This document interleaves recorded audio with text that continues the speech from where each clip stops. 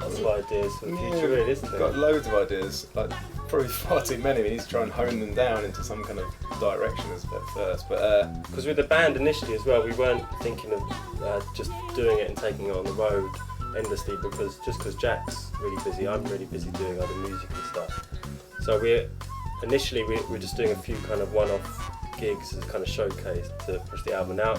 Now we're organising a tour and stuff to go with this, just because we got the band together, and it's inevitably, by the time you get it together, you're like, oh, actually, now we've put the effort in, now we want to tour it, kind of thing. So we're going to be touring it, but we had ideas to do some kind of sort of more one-off shows, really, wasn't it? Yeah, so bringing in some other players, and like one idea was the Samba School battle kind of thing. Yeah. Basically, been talking to JP, the percussionist who runs a band. There's a few different bands he works with as well, and we're trying to sort of work out how we can have like this sort of classic Rio Samba battle, but in somewhere in London. But basically have our band sort of versus a Samba band. They play for a bit, we play for a bit, and then it all comes together, we all play together, and have just a real big percussion kind of fest. So I think we're so busy with touring with different bands and all, sort of being all over the place. We can't really have like a real long tour and do loads of shows, so we need to kind of have one-off shows that are really big, we put a lot of effort into them, and instead of just constantly touring it and going around. And it's quite nice because it's the kind of thing that we can just sit down and think about, okay, we want to try and create this one-off event and things like that, and then just get some kind of, you can use that as the drive instead of having to tour constantly. It's like that's our idea for next year, to try and create a few one-off kind of shows that are going to be interesting for us and interesting for people to come and see.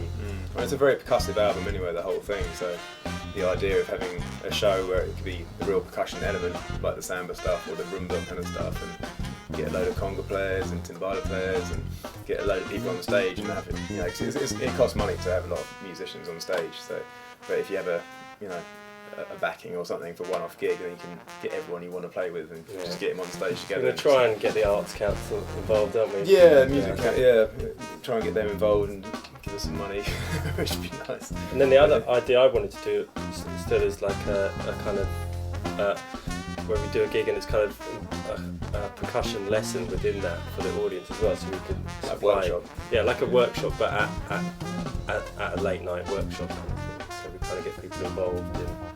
Yeah, we want to keep it quite clubby and dancey as well at the same time, not get too traditional with it, because we're obviously not from Cuba or Brazil, so we want to sort of, give it a bit of traditional edge, but then keep it kind of our kind of style as well, and keep it quite fresh and kind of. And the whole ethos has been like, we're not trying to take things too seriously with it as well. It is kind of made like with the cover version of Heads High is a kind of, it's at the same time it's serious. It is a comedy as well. It's a tongue-in-cheek thing because it's just one of those things that when we sort of, it's like, oh, I have to hear that. Like you could already hear it before we made it. It's just one of those ideas.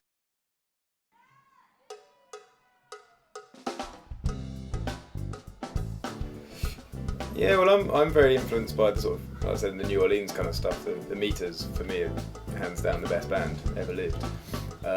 And people like Lee Dorsey and that kind of stuff. And then the Latin thing was more like Hector Lavoe, Eddie Palmiro, those kind of people. Yeah, sort of Ray Barretto. Yeah, Ray Barretto stuff. And I'm quite into the Azimuth kind of stuff as well. Like, quite crazy kind of. Bobby Montez as well. Yeah. But there's lots of different stuff, and then also because I DJ quite a bit, there's quite a few tracks that lean a little bit more to the Gecko Turner ones, more on that kind of Latin house kind of that kind of tip. So there's I mean the Fania stuff, isn't it? Like I mean anything from Fania, like it's more influenced by the energy really. These bands pervade. It's very I don't know, full energy. It's quite loose. It's party time. It's kind of, I think it's more influenced by the actual that kind of side just of it. The idea of it being open, and I suppose that's why a lot of the stuff we're listing is kind of old stuff, is because what we tried to do is kind of keep the recording process quite minimal. So we haven't edited it loads. It just there's lots of little mistakes in there, and we try not to iron it out and make it perfect. And it's not like just loops of 8-bar loops.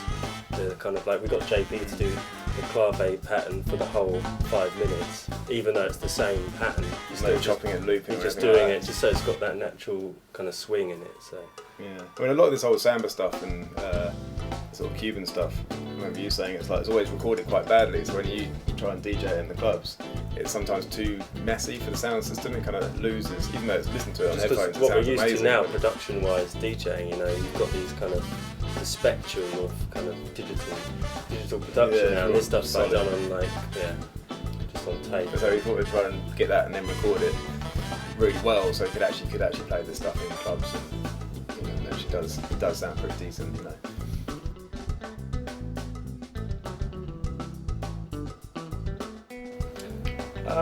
So you still use a lot of samples for your stuff? Not really though, anymore. I'm kind of like giving it up. Really. Too hard. Well, no, it's just a bit like, I don't know, I find you can waste a lot of time looking for samples when you can just sit there and write something.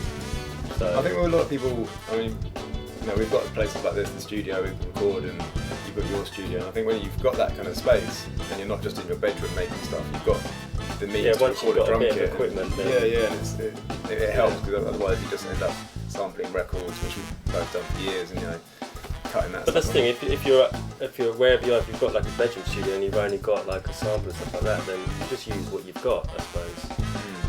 But yeah, that's the thing, we've got access to using Jack's got his actual drum studio kind of set up right next door, so it's kind of, as it's there, like in there 24 hours a day. Like I'm emailing Jack saying we need this part, can you just put a clave on it? He'll email me back the clave part. Or yeah, most of the stuff is done on email really. The way we work is I would kind of come up with a kind of rhythm or a rough groove, email an MP3 sitting here, email it to Al would sort of put down some guitar lines and email it back, I'd put some more stuff on it. It was like just MP3s going back and forward, weren't they? They were building up, and then we had to put it all back together again as audio. We were trying to work out what bit was recorded in what studio with what, that took a lot of time, but it's quite hard. But that's quite a nice way of working, because everyone's so busy nowadays, actually trying to arrange to be in the same room at the same time together. And I'm in Brighton, Jack's in London as well. Yeah, so but we did spend a lot of time where I was in my studio on the computer and actually there, like talking on the phone while we're making a track. Yeah. And then he's working on that bit and I'm working on that bit. Yeah, and then when we get the other players in, we both sit down and, we both get together, and the Hawk guys, they're recording here as well, so we're both sitting here just sort of shouting ideas out.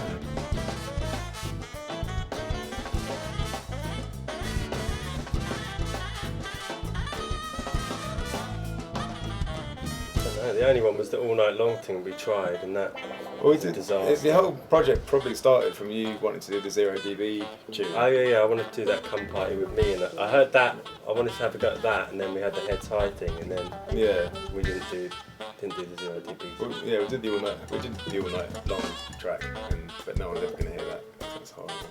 Yeah.